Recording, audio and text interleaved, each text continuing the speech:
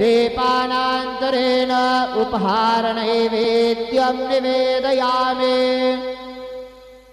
चतुष्कोणमण्डलं कृत्वा तदुपरि नैवेद्यपात्रं निधाय गायत्रीमन्त्रेण पात्रान् सम्प्रोक्ष्य धेनुमुदराम् अमृते कृतय ग्रासमुदरां प्रादर्शयेत् सतयन्तु वरदेन वर्गिञ्चामि ॐ प्राणाय स्वाहा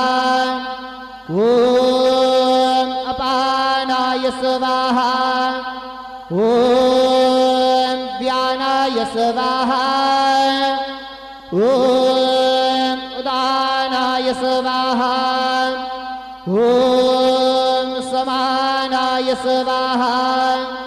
ॐ ब्रह्मणे नमः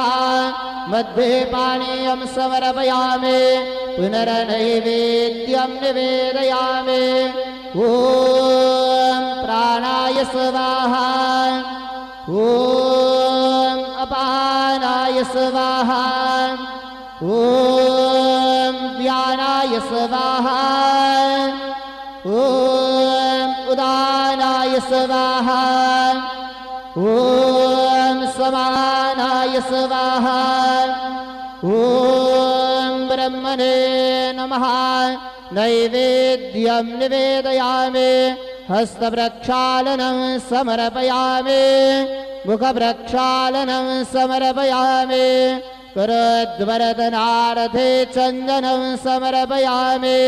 सद्गुरु साईनाथ देवताभ्यो नमः प्रार्थनापूर्वक नमस्कारं करोमि तथा च मंगल आरार्तिक्यदीपं दर्शयामि शिर्डी माझे पंढरपूर साई बाबा मावर बाबा मावर साई बाबा मावर